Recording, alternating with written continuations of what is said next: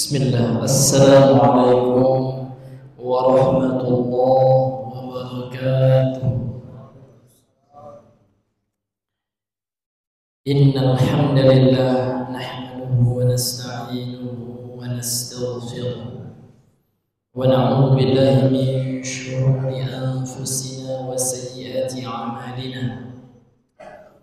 Man yahdihillahu fala mudilla lahu ومن يضلل فلا هادي له. أشهد أن لا إله إلا الله وحده لا شريك له وأشهد أن محمدا عبده ورسوله. اللهم صل وسلم على هذا النبي الكريم محمد وعلى آله وأصحابه وسلم تسليما كثيرا. قال الله تعالى في محكم التنزيل: يا أيها الذين آمنوا اتقوا الله حق تقاته ولا تموتن إلا وأنتم مسلمون. أما بعد، فإن أصدق الحديث كتاب الله، وأحسن الهدي هدي محمد صلى الله عليه وسلم، وشر الأمور محدثاتها، فإن كل محدثة بدعة وكل بدعة ضلالة وكل ضلالة في النار. نسأل الله السلامة والعافية. Ma'asyiral muslimin, sidang jamaah maghrib rahimani wa rahimakumullah. Kita kembali mengucapkan sesungguhnya segala pujian hanyalah milik Allah Subhanahu wa ta'ala, karena Allah Subhanahu wa ta'ala kembali mengumpulkan kita dalam masjid ini dalam rangka untuk melaksanakan kewajiban kita salat berjamaah. Kemudian kita lanjutkan dengan kewajiban yang selanjutnya, yaitu menuntut ilmu agama, apalagi pembahasan masalah tauhid. Ini ya adalah pembahasan yang wajib kita pelajari, karena mempelajari ilmu yang wajib untuk diamalkan hukumnya wajib. Seperti mempelajari sholat, hukum melaksanakan sholat wajib di waktu hukumnya wajib, sehingga mempelajari ilmunya tentu juga hukumnya wajib. Kemudian salawat dan salam, marilah kita bersalawat kepada yang mulia Nabi besar Muhammad sallallahu alaihi wasallam. Allahumma shalli ala Muhammad wa ala ali Muhammad. Ma'asyiral muslimin, ikhwani wa akhwati fillah, a'azzani Allah wa iyyakum. Pada pembahasan yang sebelumnya kita telah menjelaskan beberapa bantahan untuk skakmat orang-orang yang mengingkari hari pembalasan.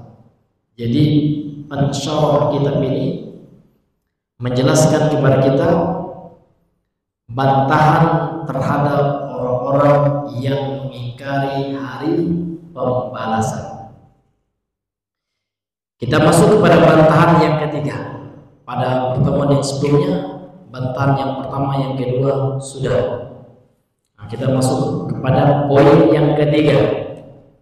Bagaimana kita membantah orang-orang yang mengingkari hari pembalasan.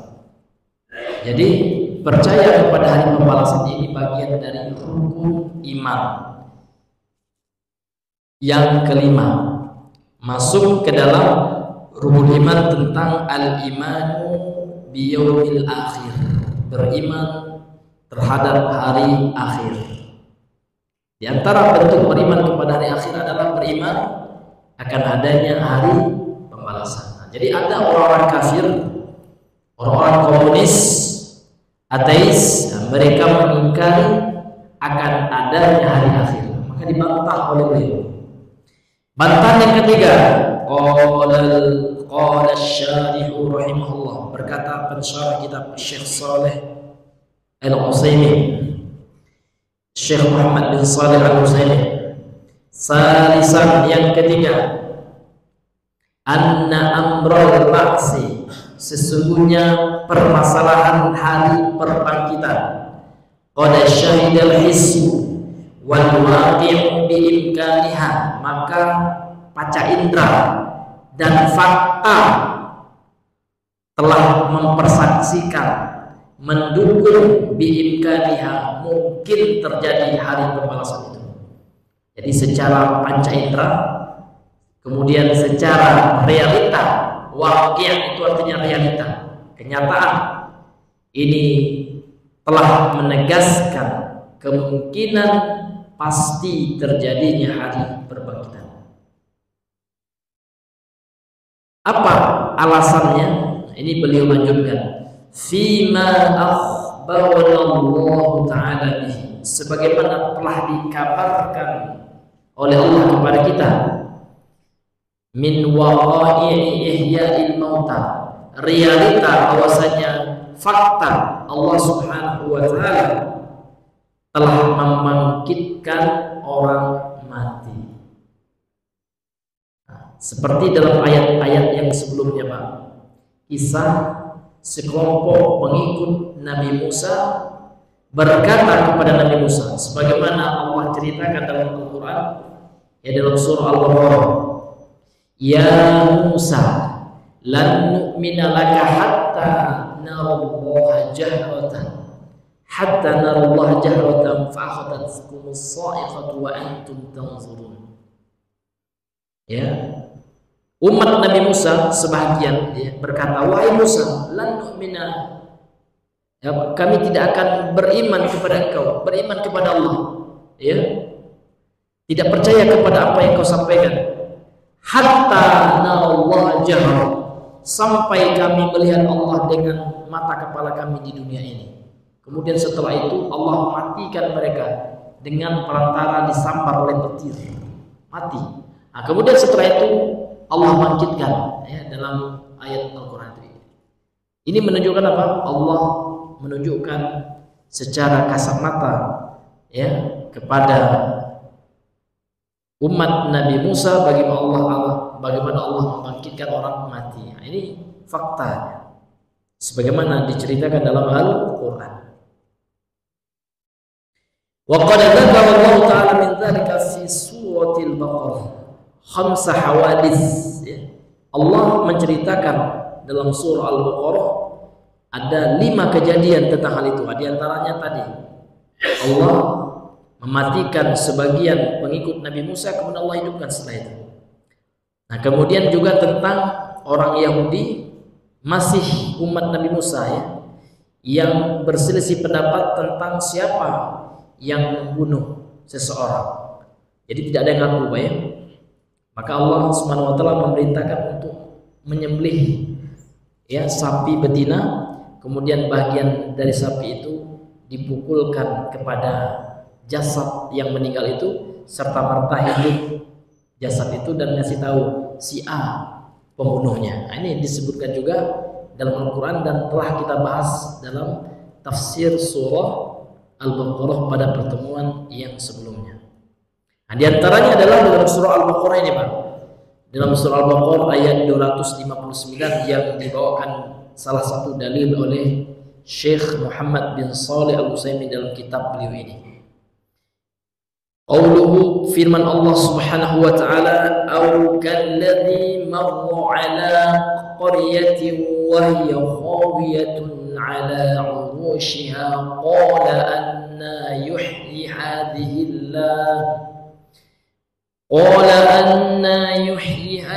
Allah ba'da mautiha fa'amatahu Allah 100 'amin summa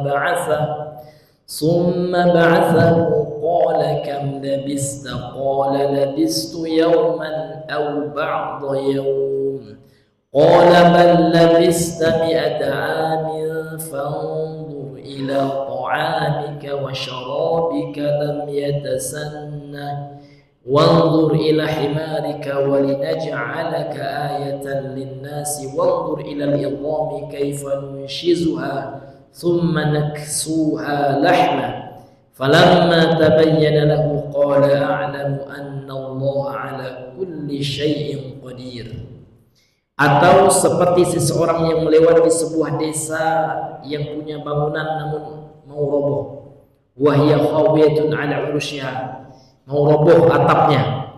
Qala, lantas laki-laki ini berkata, anna yuhyi hadhillahu ba'da mautiha, bagaimana Allah menghidupkan ya desa ini setelah mati, setelah menjadi desa mati gitu.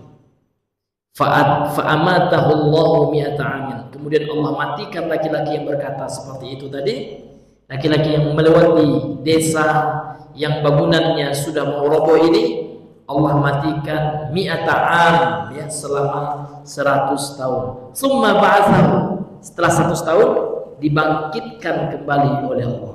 Ini Pak. Jadi langsung Allah bangkitkan di dunia setelah 100 tahun Allah matikan dia, Allah cabut nyawanya. 100 tahun setelahnya, 1 abad Pak, ya, Allah bangkitkan lagi. Setelah bangkit sudah ramai penduduk kampung itu Pak, ya kan? Awalnya dia sendiri, dia kosong, ya, desa mati, dia melewati sebuah desa mati, bangunannya sudah mau roboh. Namun setelah itu, setelah dia mengatakan mungkinkah Allah menghidupkan desa ini lagi, mungkin, ternyata Allah matikan sama-sama dengan dia, gitu ya. 100 tahun setelah itu Allah bangkitkan laki-laki ini, ya. Maka setelah dia bangkit, ada seseorang yang berkata, fanzur ila ta'amika wa syarabika lam yatasanna, ya, lihat ya pada makanan dan minumanmu belum berubah. Wanzur ila himarika, kemudian perhatikan keledaimu. Walinaj'alha ayatan linnas, supaya kami menjadikan menjadikan engkau itu sebagai tanda kebesaran Allah bagi manusia. Wanzur ilal idham, dan perhatikan kepada tulang.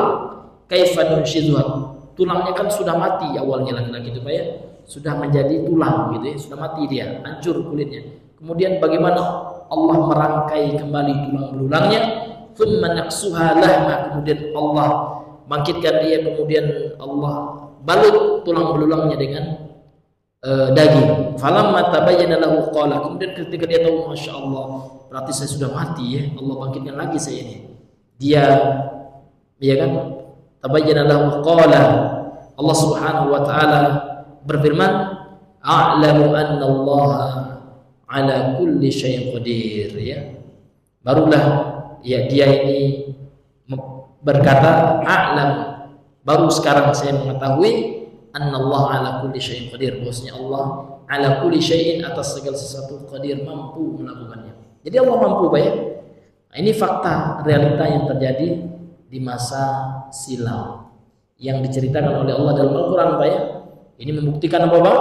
Membuktikan bahwasanya gampang bagi Allah untuk menghidupkan orang mati, membangkitkan orang yang mati, gampang. Ini realita yang telah dijelaskan oleh Al-Quran. Nah, ini bantahan yang ketiga, bahwasanya permasalahan kebangkitan itu, ya, panca indera orang zaman dahulu telah melihat dengan panca indera mereka fakta yang menunjukkan kemungkinan pasti terjadinya hari perbangkitan, karena Allah mampu membangkitkan manusia yang telah mati di alam dunia untuk menampakkan kebesaran Allah Subhanahu wa ta'ala. Kemudian yang keempat, rabi'an, yang keempat, bantahan yang keempat, annal hikmata taqtadil ba'tsa ba'dal maut.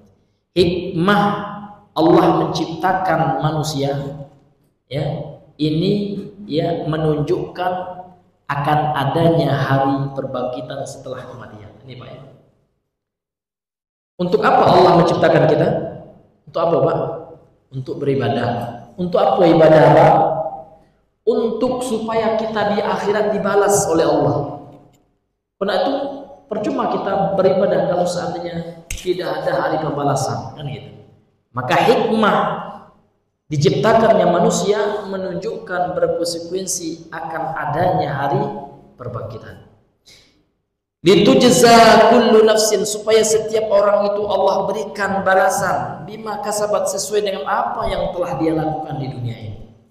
Maka dalam banyak ayat, di antara dalam surah Az-Zalzalah yang sering kita dengar imam membacanya, apa kata Allah? "Faman ya'mal mithqala dzarratin khairan yarah." Barang siapa yang melakukan amal kebaikan walaupun sebesar biji dzarrah, sebesar biji yang terkecil di permukaan bumi ini ya, maka Allah akan memperlihatkannya. Orang itu akan melihat amal kebaikan yang dilakukan. Demikian juga keburukan walaupun sebesar biji dzarrah, ya sebesar biji yang paling kecil di dunia ini, maka dia akan melihatnya kelak di akhirat. Ini baik. Ini menunjukkan apa? Hikmah diciptakannya manusia, bahwasanya ya manusia akan melihatnya kelak di hari perbangkitan. Ini menunjukkan apa? Tidak bisa dibantah hari perbangkitan itu, kecuali orang kafir saja Pak ya. Orang yang keras kepala saja yang membantahnya. Orang yang memiliki akal yang lurus ya, maka akan sesuai dengan wahyu Allah Subhanahu wa taala. Walaula dzalika lakana khalqun nasi 'abathan la qimata lah. Kalau seandainya tidak ada hari perbangkitan, maka penciptaan manusia itu sia-sia saja, tidak ada nilainya. Jadi kalau seandainya tidak ada hari perbangkitan, percuma Allah menciptakan manusia dan jin ini itu apa? Ya, tidak ada manfaatnya, tidak ada nilainya. Wala hikmata minhu, tidak ada hikmahnya, rahasianya enggak ada.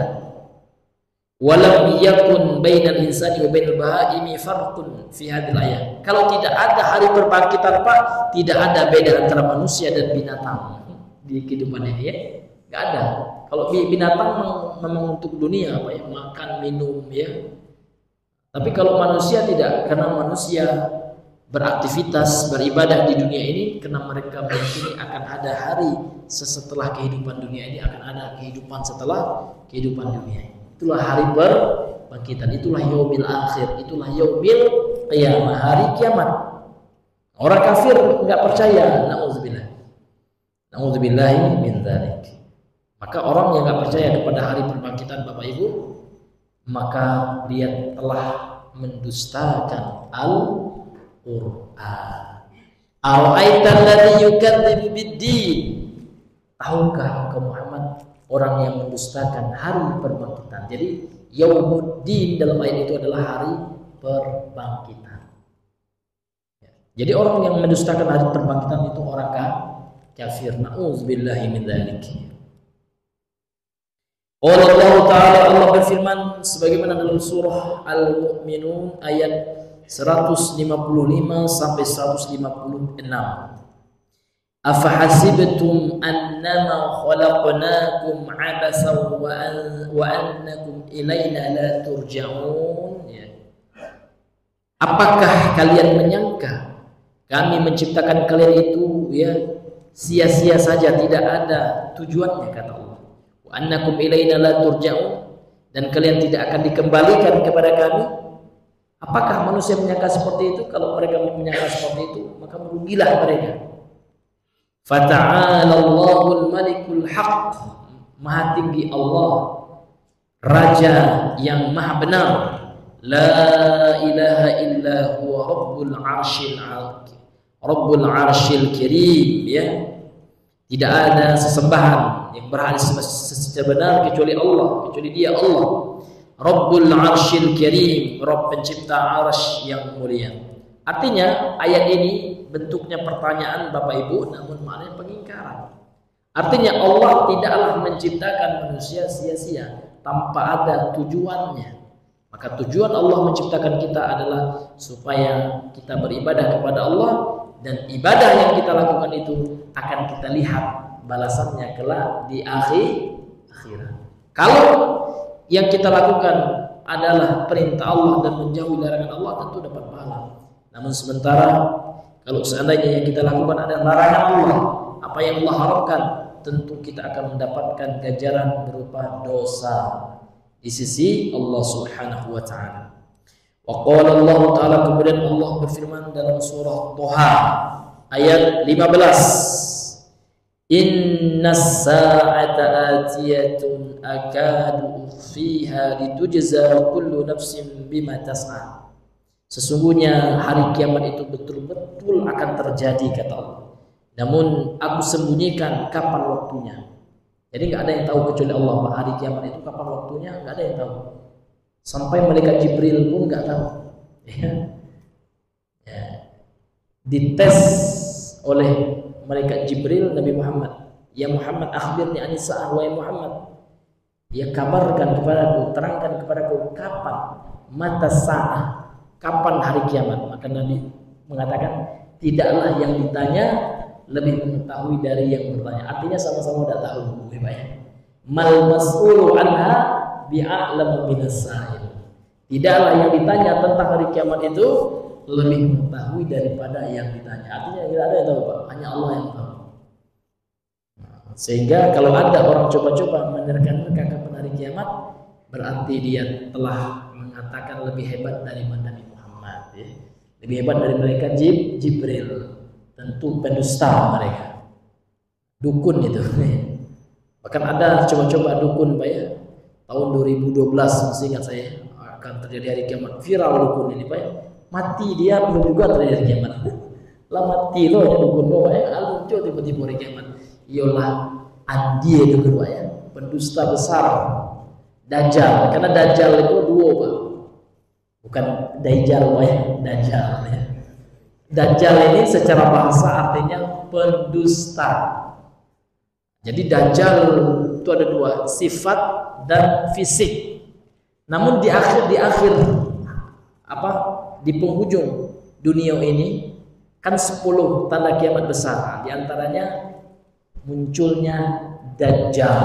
Jadi Dajjal itu ada yang sifat, ada yang fisik gitu. Nah, kalau sekarang banyak Dajjal, Pak, ya, pendusta, pencalian, ya, membodoh-bodoh ya, Pak, ya, Pak, ya. Padahal asal mengecek. Ada orang gini, Pak, ya, punya pesantren loh aja. Yang panjang loh, rambut panjang loh, kerempeng ya, Pak, ya. Asal mengecek aja, Pak. Ayo dia punya kan dibodoh-bodohi orang pengikutnya.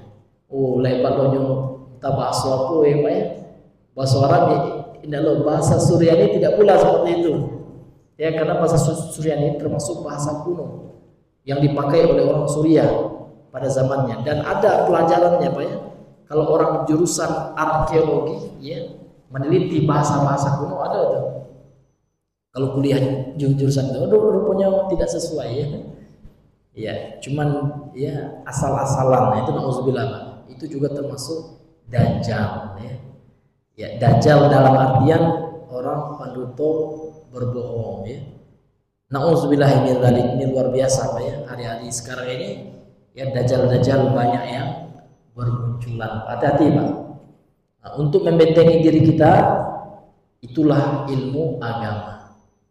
Dengan kita berilmu, Pak, insya Allah dengan izin Allah, Allah membentengi kita dari tipu daya orang-orang yang berbohong dalam menyampaikan agama. Agama Islam ini ilmiah, Pak, ya. Ilmiah, ya, mesti merujuk kepada sumbernya. Ada sumbernya. Itulah Al-Quran dan As-Sunnah. Bapak Ibu yang dirahmati oleh Allah Subhanahu wa taala, kita kembali kepada bantahan yang nomor 4 tadi. Jadi kalau seandainya tidak ada hari perbangkitan, enggak ada bedanya manusia dengan binatang, kata beliau. Ya. Dan hari kiamat itu pasti akan terjadi. Ya, Allah sudah menyebutkan itu. Namun Allah menyembunyikan kapan waktunya gitu. Litujza kullu nafsin bima tas'a, supaya setiap jiwa akan dibalasi, ya, apa yang telah dia lakukan di dunia.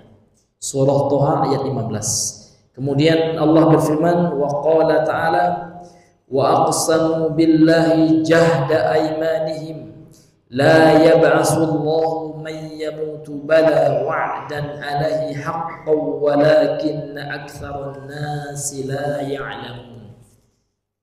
Orang dan mereka bersumpah, orang kafir itu bersumpah dengan nama Allah dengan sumpah yang sebenar-benarnya, jahda imanihim, betul-betul bersemangat sumpah, betul-betul bersumpah orang kafir itu. La yab'atsullahu may yamut. Nah, Allah tidak akan membangkitkan orang yang mati, kata orang kafir. Nauzubillah.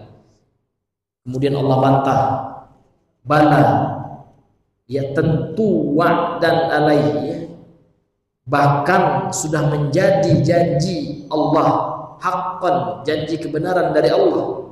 Allah akan membangkitkan orang yang mati. Jadi orang kafir enggak mempercayai orang kafir, ya. Allah bantah, enggak. Walaupun orang kafir bersumpah Allah tidak akan membangkitkan orang mati, namun Allah berjanji dengan kebenaran, ya, bahwasanya Allah akan membangkitkan orang yang mati. Walakinna aktsaran nasi la ya'lamun, akan tetapi mayoritas manusia itu ya bodoh, kata Allah, tidak mengetahui. Ini hadirin yang dimuliakan oleh Allah Subhanahu wa taala. La yubayyina lahum alladhina yakhtalifuna fihi wa la ya'lamu alladhina kafaru annahum kanu kadhibin.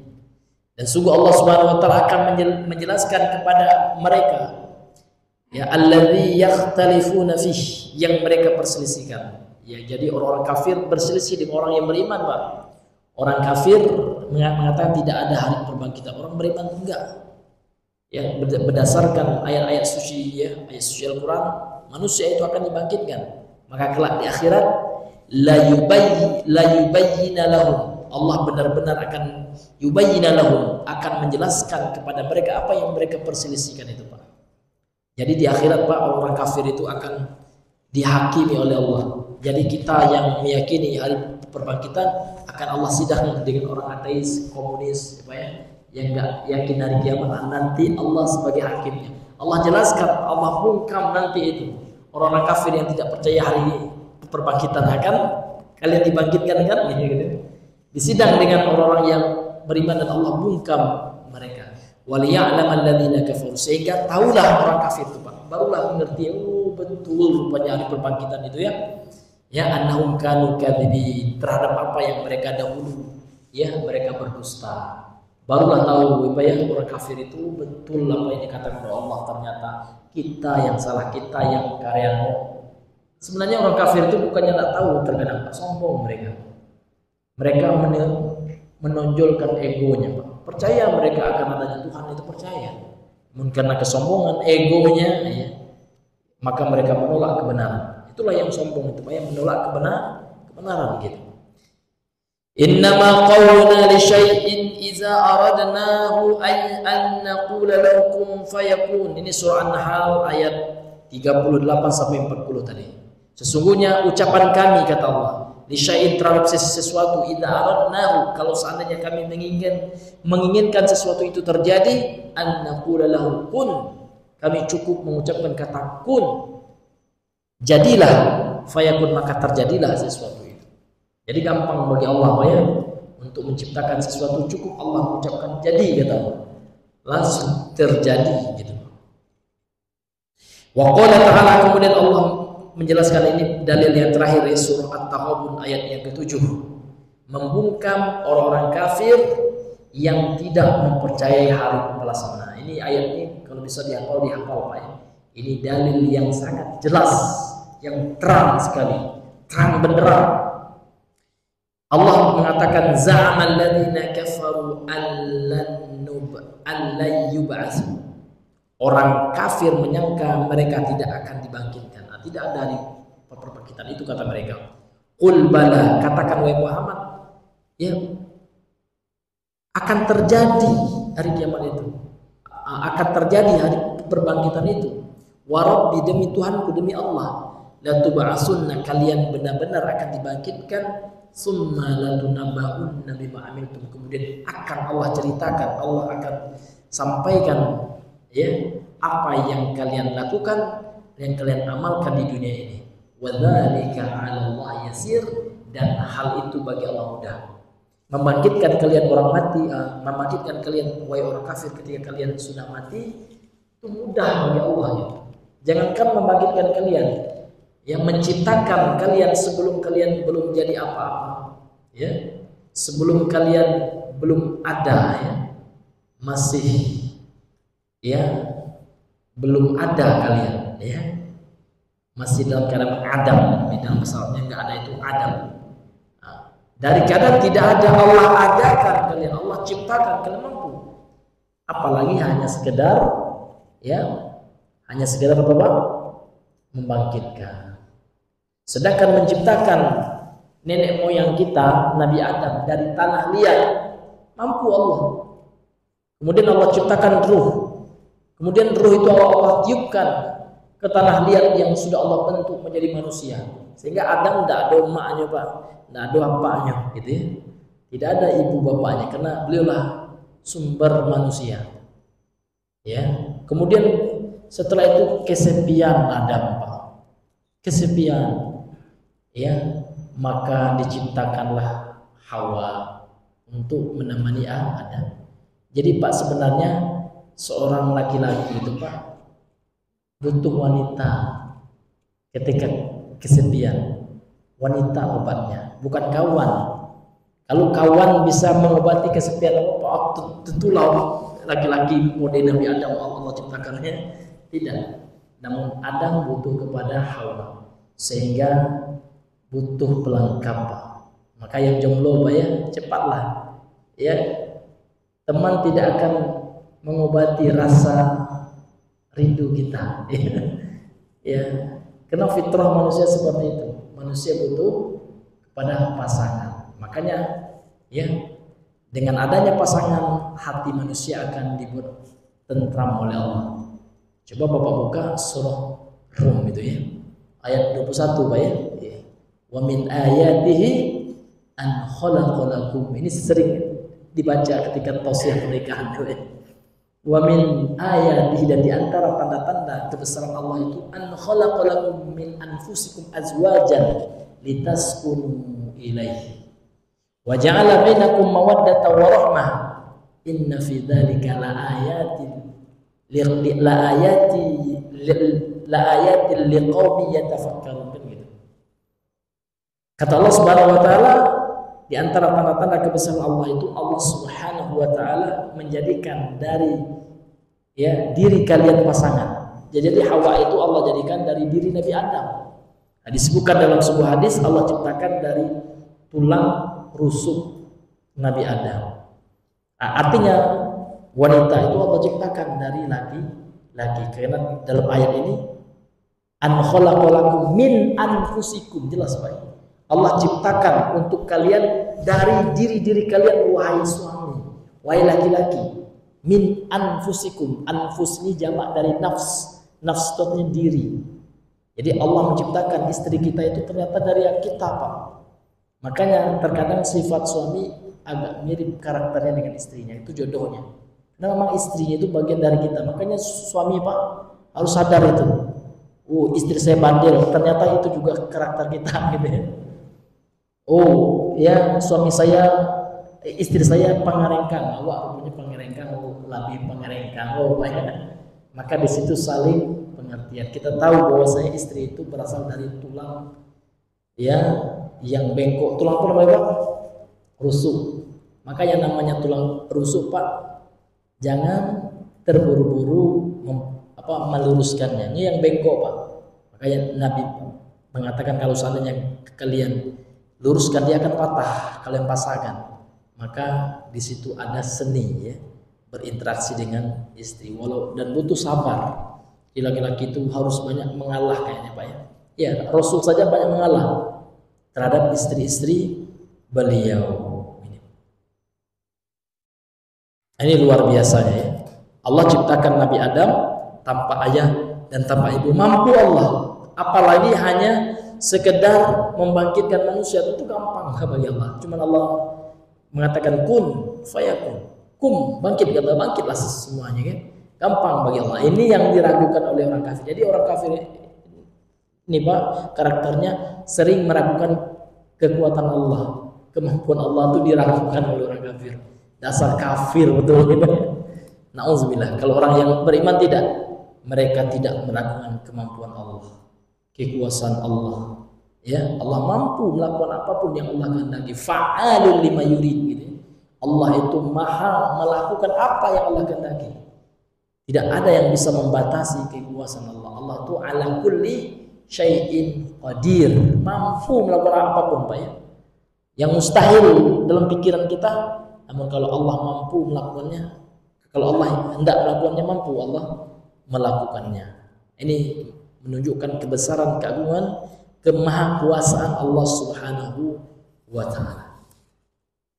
Jadi ya, selesailah kita kepada membacakan bantahan daripada Syekh Muhammad bin Shalih Al-Utsaimin terhadap para pengingkar hari perbangkitan. Kemudian berkata penulis kitab Syekh Muhammad Ibn Abdul Wahhab At-Tamimi An-Najdi rahimahullah dalam kitabnya Al-Usulus Salasah ini, beliau berkata, ini sedikit lagi Pak ya, ini tinggal pembahasan yang terakhir ya.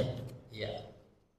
Setelah ini pembahasan yang terakhir, kemudian setelah itu selesai Pak ya. Iya.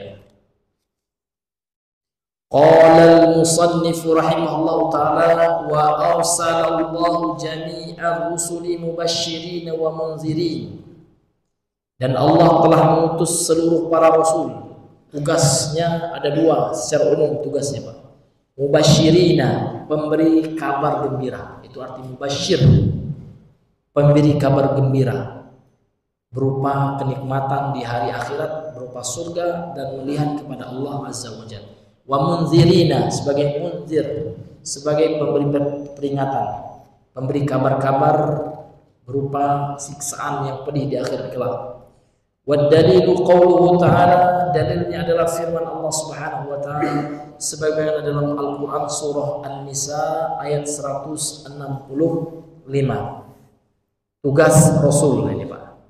Jadi surah An-Nisa 165 ini firman Allah Subhanahu wa ta'ala tentang tugas para rasul yang telah Allah utus. Apa tugasnya? Allah berfirman, a'udzubillahi minasyaitonirrajim, rusulan mubasysyirin wa munzirin li'alla yakuna lin-nasi 'ala Allahi hujjatun ba'da rusul. Para rasul yang Allah turunkan itu tugas mereka sebagai pemberi kabar gembira dan pemberi peringatan. Li'alla yakuna lin-nas, supaya manusia itu tidak memiliki lagi 'ala Allah hujjatun, hujjah. Ya, tidak memiliki alasan kelak di sisi Allah. Jadi tidak ada alasan Bapak. Kenapa kamu nggak sholat? Nggak ada alasan. Nggak tahu. Apa nggak tahu? Nabi telah diutus. Para ulama telah menyampaikan dakwah. Kenapa masih menyembah berhala? Sudah jelas Nabi diutus oleh Allah semuanya untuk mengajak mengesahkan Allah, menjauhi seluruh bentuk kesyirikan. Nggak ada lagi alasan, hujjah alasan di sisi Allah. Itu ya gunanya Allah turunkan Rasul. Li'alla yakuna lin-nasi 'ala Allahi hujjatun ba'da Rasul, supaya manusia tidak ada alasan lagi di sisi Allah, tidak bisa berhujjah, beralasan setelah diturunkannya para rasul oleh Allah. Rasul tidak ada lagi Pak ya. Kita nggak ketemu dengan Rasul, namun kita ketemu dengan pewaris para Rasul. Siapa Pak? Ulama, mereka lah ya penyambung lisannya Rasulullah bersabda tentang para ulama, innal ulama'a warisatul anbiya. Sesungguhnya innal ulama warasatul anbiya, sesungguhnya para ulama pewaris para rasul. Para ulama pewaris Nabi Muhammad karena mereka menyampaikan ya Al-Qur'an yang telah Allah turunkan kepada Nabi Muhammad, dan mereka menyampaikan al-hadis yang merupakan ya penjelas daripada Al-Qur'an tersebut. Jadi Nabi itu Pak, Allah turunkan dua perkara kepada beliau, Al-Qur'an dan Sunnah. Dalam riwayat Imam Ahmad, Nabi bersabda, utitul Qur'ana wa mithlahu ma'ahu, aku diberikan Al-Qur'an dan yang semisal dengannya. Penjelas dari Al-Qur'an apa itu Pak? Sunnah. Maka sunnah itu ulama mengatakan bagian daripada wahyu Allah, namun lafaznya dari Nabi Muhammad, maknanya dari Allah. Itu bedanya Pak. Tapi kalau Al-Qur'an makna dan lafaznya dari Allah, Dan Al-Quran itu hurufnya berbahasa Arab, karena Allah sendiri mengatakan inna anzalnahu Qur'anan Arabiyyan dalam surah Yusuf ayat yang kedua. Sesungguhnya kami telah menciptakan Al-Quran itu berbahasa Arab. Orang filsafat mengatakan Al-Quran yang berbahasa Arab itu makhluk. Berarti mereka ingin mendustakan Al-Quran yang berbahasa Arab itu adalah kalam Allah. Tapi Ahlussunnah tidak. Karena mereka mengatakan apa? Sebelum Allah menciptakan manusia ini belum ada teks katanya. Di mana mereka tahu? Itu sok tahu betul Pak ya. Orang filsafatnya sok tahu. Katanya bahasa itu ada setelah diciptakan manusia. Mana dalilnya? Mereka aja belum hidup. Sok tahu betul. Mereka berdalil dengan ontologi lah, epistemologi, istilah-istilah filsafat. Itu keyakinan orang filsafat yang sesat dan menyesatkan. Namun Ahlussunnah mengatakan Allah mampu berfirman, berkalam, berbicara dengan bahasa Arab. Apa Allah? Kata mereka enggak. Ya, yang Al-Quran yang ada sama kita ini ibarah saja. Ini makna saja dari Allah. Namun lafaz-lafaznya dari Nabi Muhammad katanya. Itu menyelisih akidah Ahlussunnah wal Jamaah, tapi kita Ahlussunnah wal Jamaah meyakini Al-Quran yang ada sekarang itu memang firman Allah berbahasa Arab. Iya, Allah mampu berbahasa Arab. Allah mampu berbahasa Ibrani, bahasa apapun Allah kalau mau Allah mampu. Jadi mereka ingin ingin membatasi kemampuan dan kekuasaan Allah Subhanahu wa taala. Na'udzubillahi min dzalik. Tapi yang makhluk itu tintanya ya makhluk. Ya, tapi kalau bahasa Arabnya memang betul Allah mampu berbicara dengan bahasa Arab dan dengan suara. Kalau orang filsafat Pak mereka menolak suara. Kalau bahasa Allah itu tanpa suara katanya. Macam mana pula tanpa suara? Macam mana nak didengar oleh Nabi Musa karena Allah langsung berbicara wa kallamallahu Musa taklima. Allah yang berbicara kepada Nabi Musa.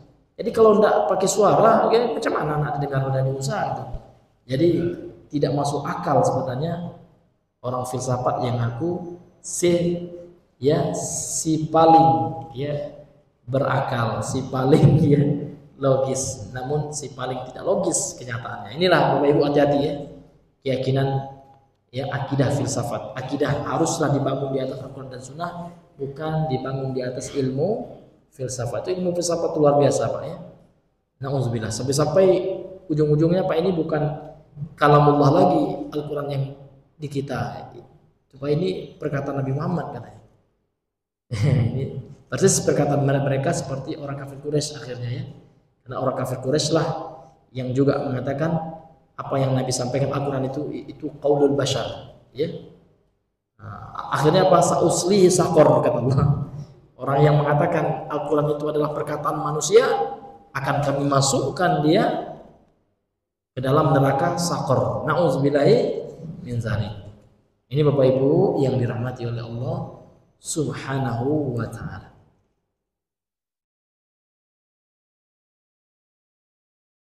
Berkata pensyarah kitab qala asy-syarihu rahimahullahu taala.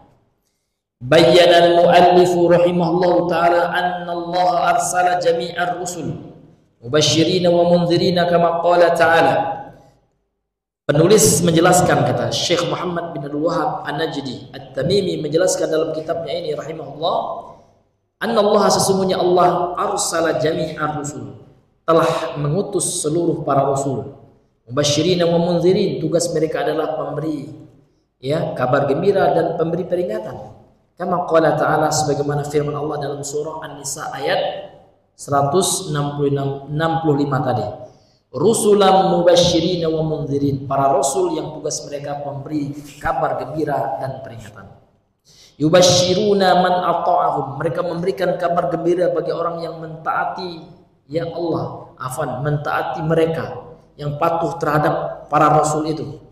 Bil jannati, dengan surga. Wa yunziruna man khalafahum bin nar, dan memberikan peringatan neraka bagi yang menyelisihi mereka. Seperti Rasulullah seperti itu juga. Kata Nabi Pak dalam hadis masyhur, hadis riwayat Imam Al-Bukhari yang sering kita dengar Pak ya. Apa kata Nabi? Kullu ummati yadkhulunal jannah. Setiap umatku pasti akan masuk surga. Ya, kalau umat Nabi itu insya Allah Pak. Namun jangan dipenggal hadisnya. Ada kelanjutannya Pak, ingat. Ya, hadis itu saling mentafsirkan juga. Ya, jangan dipotong, di-cut. Ya. Seperti dalam surah Al-Ma'un, jangan di-cut juga. Fawailul lil musallin, celakalah bagi orang yang sholat, jangan di-cut Pak. Nah, nanti orang nggak mau sholat, udah sholat celaka lagi. Jangan dipotong karena ada kelanjutannya. Ya. Orang yang sholat gimana? Alladzina hum an sholatihim sawa'un, yang lalai dalam sholatnya. Begitu juga hadis ini, jangan dipotong sampai di sini. Rasul bersabda, kullu ummati yadkhulunal jannah, setiap umatku akan masuk surga illa kecuali man aba, yang tidak mau, kecuali yang enggan masuk surga. Faqalu, lantas para sahabat bertanya, faman aba ya Rasulullah, siapa umatku yang malas, yang enggan masuk surga itu? Maka Nabi menjelaskan, faman ata'ani dakhalal jannah, barang siapa yang mentaatiku diberikan kabar gembira oleh Nabi, dia akan masuk surga. Wa man 'asani, sementara barang siapa yang durhaka, yang tidak taat kepada agama syariat yang aku bawa, faqad aba, itulah orang yang akan masuk surga alias masuk neraka. Na'udzubillahi min dzalik. Ini Pak ya. Jadi itu tugas setiap para rasul yang Allah utus, mubasysyirin wa mundzirin, pemberi kabar gembira dan pemberi peringatan. Wa minha annahu min tamami ni'matillahi 'ala 'ibadihi fa innal aqla al-bashariyah mahma kana la yumkinu an yudrika tafasil ma yajibu lillahi ta'ala min al-huquqil khassati bihi. Dan di antaranya, sesungguhnya di antara kesempurnaan nikmat Allah atas hamba-hambanya, bahwasanya akal manusia ini namanya al-aqal al-bashari. Akal manusia ini mahmakan, walaupun sudah hebat ya Pak ya, IQ manusia itu mungkin sudah 1000 ya kan nilainya, sudah tinggi kualitas akal manusia, la yumkinu an yudrika tafasila ma yajibu lillahi ta'ala min al-huquqil khassah bihi, maka dia juga tidak akan mungkin mengetahui rincian-rincian, detail-detail dari apa yang Allah wajibkan daripada hak-hak yang khusus baginya. Jadi hanya mengandalkan akal Pak, tidak bisa kita mengamalkan perintah Allah. Cobalah akal aja, nggak ada Al-Quran, ya, tidak ada kitab suci, tidak ada wahyu, akal saja nggak bisa. Karena akal ini butuh bimbingan. Apa yang membimbing akal Pak? Wahyu. Itulah fungsi tujuan Allah mengutus para rasul untuk menyampaikan wahyu Allah. Sholat, kita tahu sholat itu dari mana Pak? Akal belum sampai ke situ Pak, sebelum adanya ayat perintah sholat, dari wahyu. Jadi akal tidak akan bisa mungkin ya mengetahui tentang Allah, tentang agama Allah secara rinci tanpa bantuan wahyu. Di sini pentingnya wahyu, itulah Al-Quran, itulah sunnah. Wala yumkinuhu an yattali'a ala ma lillahi ta'ala minas sifatil kamilah, dan tidak mungkin bagi akal ini untuk mentelaah ya, untuk ya mengetahui secara terperinci dari sifat-sifat Allah yang sempurna. Nggak tahu akal, karena akal ini Pak terbatas. Akal manusia ini seperti organ tubuh manusia yang lain. Mata terbatas Bapak, iya. Kalau Bapak usianya 30, insya Allah ya, kalau nggak sering melihat hal-hal yang bisa merusak kualitas mata, insya Allah Pak ya, apalagi rajin makan vitamin A, baik itu yang alami, makan rimbang nih Pak ya, mengonsumsi tomat, itu kan bagus buat mata ya. Kemudian suka pula makan vitamin yang sudah diracik gitu ya, baik itu yang herbal ataupun yang kimiawi. Itu insya Allah matanya baik. Tapi kalau Bapak tidak perhatian kepada mata ya, suka tiap malam ya jago lalu yang dicari HP Pak ya, kalau HP lo ya, makan HP lo, HP ya, belum usia tua sudah rapuh cek mantul ya Pak ya, sudah menurun kualitas matanya. Artinya apa? Organ tubuh manusia itu ada batasannya Pak. Apalagi sudah tua, Pak. Orang tua ketika mudanya tidak menjaga mata, capek pun dia, Pak. Nah, tapi kalau orang yang perhatian terhadap matanya, insya Allah ya, untuk kemungkinan kualitasnya menurun itu lebih rendah daripada orang yang tidak menjaga kualitas matanya. Ada yang seperti itu juga, Pak ya. Artinya organ mata kita, organ penciuman kita, pendengaran kita, panca indera kita itu ada batasannya. Begitu juga otak kita. Jadi otak manusia ini ada batasannya. Tidak akan mungkin bisa memahami tentang Allah secara terperinci. Jangan tentang Allah, tentang organ tubuhnya yang lain saja nggak tahu. Coba kita tanya, Pak, kalau hebat otak manusia ya, coba hitung berapa helai bulu yang ada di alis mata. Coba siapa yang tahu, Pak? Siapa tahu sekarang koyo hebat, Pak, koyo santiang gitu ya. Profesor sekalipun, Pak, tanya pertanyaan ini, ya nggak mungkin dia bisa jawab. Coba, Pak, berapa helai alis mata Bapak? Kalau tahu hebat, terbaik. Nggak tahu, bagaimana mungkin ingin berbicara tentang Allah sementara dia tidak pernah melihat Allah? Maka hanya mengandalkan otak saja tidak mungkin, mustahil untuk bisa mengetahui tentang sifat-sifat Allah, nama-nama Allah. Kita butuh kepada Bapak wahyu yang membimbing kita. Nah, ini Bapak Ibu yang dirahmati Allah. Maka itulah kata beliau di sini. Wala yumkinu an yattali'a ala ma lahu minal asma'il husna. Enggak mungkin akal manusia itu bisa mentelaah gitu ya, mengetahui secara terperinci dari nama-nama Allah yang husna itu, yang maha baik itu. Walihada, maka oleh sebab itu arsalallahu rusul, Allah utus rasul untuk menjelaskan itu. Turunlah ayat suci Al-Quran tentang nama-nama Allah itu, turunlah hadis-hadis Nabi menjelaskan itu. Walihada arsalallahu rusulah, oleh sebab itu Allah mengutus para rasul alaihi wassalatu wassalam, salawat dan salam atas mereka, mubasyirin wa mundzirin, sebagai pemberi kabar gembira dan pemberi peringatan. Wa anzala ma'ahumul kitaba bil haqqi liyahkuma bainan nas fima ikhtalafu fihi, ya. Kemudian wa anzala ma'ahum, Allah menurunkan bersama dengan para rasul itu alkitab, kitab suci dari sisi Allah, bil haqq, membawa kebenaran, liyahkuma bainan nas, supaya para rasul itu berhukum dengan Al-Quran itu di tengah-tengah manusia, fi makhtalafu fi, terhadap permasalahan yang mereka perselisihkan di dalamnya. Itu yang sebenarnya, Pak. Jadi kalau ada perselisih, Pak, berhukumlah dengan hukum Allah. Jadikanlah Al-Quran dan Sunnah, jadikanlah syariat Islam itu sebagai apa? Sebagai hakim yang memutuskan mana yang benar, mana yang salah. Ini Bapak Ibu yang dirahmati oleh Allah, itu standar kebenaran dalam Islam. Dalam Islam Pak ya, jangan digoreng ya. Dalam agama Islam. Jadi dalam agama Islam berhukum dengan hukum Allah Subhanahu wa taala. Tapi kalau dalam agama Kristen ya ayo beda loh Pak ya. Tapi yang kita bicarakan adalah agama Islam, bukan agama kafir kan itu. Nah, wa a'dhamu ma da'a ilaihi rusul, dan yang paling agung, yang paling besar Nabi mengajak kepadanya, para rasul mengajak umatnya kepadanya, apa itu Pak?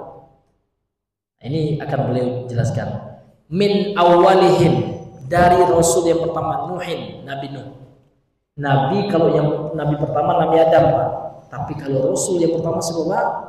Nabi Nuh. Itu bukan kata saya Pak, kata ahli tafsirnya di kalangan para sahabat. Ibnu Abbas yang mengatakan, sebagaimana dalam tafsir Ibnu Katsir.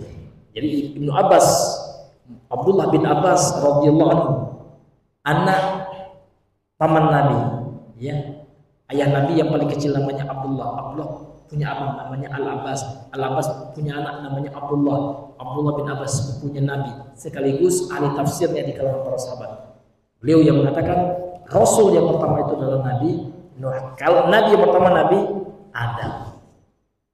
Bahkan Nabi Nuh pula iya, karena rasul itu Pak spesialisasinya adalah mengajak umatnya mentauhidkan Allah. Karena sejarah mencatat kesyirikan pertama kali terjadi di masa Nabi Nuh. Di masa Nabi Adam belum ada Pak.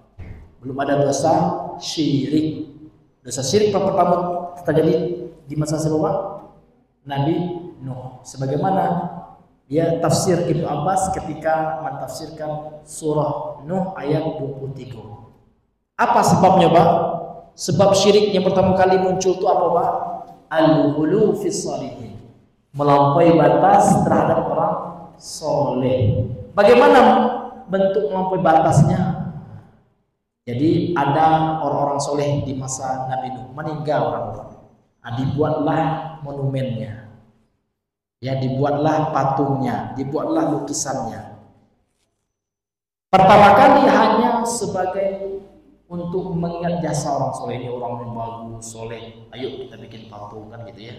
Itu setan itu yang membisikkan, buatlah patungnya kata setannya, supaya kalian bisa mengingat jasanya. Pada awal-awalnya Pak belum disembah itu patung. Patung itu murni hanya sebagai yang mengingat jasa orang soleh itu. Setelah mati orang-orang yang membuat patung itu Pak, ratusan tahun setelah itu, ya hiduplah generasi yang jauh daripada ilmu agama, tidak paham tauhid, sehingga digoda lagi oleh setan. Sembahlah patung itu. Orang dahulu nyembah patung itu. Patung itu adalah wujud Tuhan di dunia itu, ya simbol Tuhan itu ya. Atau patung itu sebagai wasilah menuju Tuhan, perantara doa serupa ibadah patung. Jatuhlah ke dalam perbuatan syirik. Ini dijelaskan juga oleh Ibnu Abbas dalam tafsir Ibnu Katsir ya, ketika mentafsirkan firman Allah dalam surah Nuh ayat berapa? 23. Wa qalu la tadharunna alihatakum wa la tadharunna waddan wa la suwa'an wa la yaghutha wa ya'uq wa nasra. Ya, Allah Subhanahu wa taala berfirman menceritakan perkataan orang-orang musyrik dari kalangan umat Nabi Nuh. Wa qalu, mereka berkata, la tadharunna alihatakum, jangan kalian tinggalkan ya sesembahan kalian, patung-patung yang kalian sembah itu. Wala jangan kalian tinggalkan wad. Nah, jadi namanya Pak yang pertama wad, kemudian suwa, kemudian yaghus, kemudian nasr. 5. Apa kata Ibnu Abbas? Kelima nama-nama ini wad, suwa, yaghus, ya'uq, nasr itu adalah nama-nama orang soleh itu. Awalnya ketika meninggal orang soleh ini Pak, dibuatlah patung, monumennya, lukisannya. Sebelumnya belum disembah, ya kan? Kemudian dia meninggal orang yang membuat patung itu Pak, yang belum menyembah, karena orang itu masih paham tauhid gitu ya. Namun muncullah generasi yang selanjutnya yang nggak paham tauhid, setan menggoda, sembah itu monumen itu, patung itu. Akhirnya patung itu dijadikan berhala di sembah. Maka dalam Islam Imam An-Nawawi menukilkan ijma haram hukumnya, ini bukan kata saya Pak ya, kata Imam An-Nawawi, haram hukumnya membuat patung ya makhluk bernyawa dan melukis. Kenapa? Kata beliau, bukan kata saya Pak ya, kata Imam An-Nawawi ulama besar ya, karena ini akan menjadi sebab ya dijadikannya patung itu sekutu bagi Allah, syirik. Pada saat ini belum gitu Pak ya, orang masih tahu tauhid, tapi kita nggak tahu generasi 100 tahun lagi ya, patung itu masih ada, orang-orang yang membuatnya sudah meninggal. Muncullah generasi yang nggak paham agama. Maka setan akan menggodanya untuk menyembah itu patung. Nauzubillahi min zalik.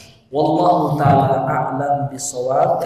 Karena sudah masuk waktu Isya, maka kita cukupkan dulu sampai di sini pengajian kita pada malam hari ini. Mudah-mudahan yang sedikit ini bisa bermanfaat, terutama bagi kami yang menyampaikan. Subhanakallahumma bihamdika asyhadu an la ilaha illa anta astaghfiruka wa atubu ilaik.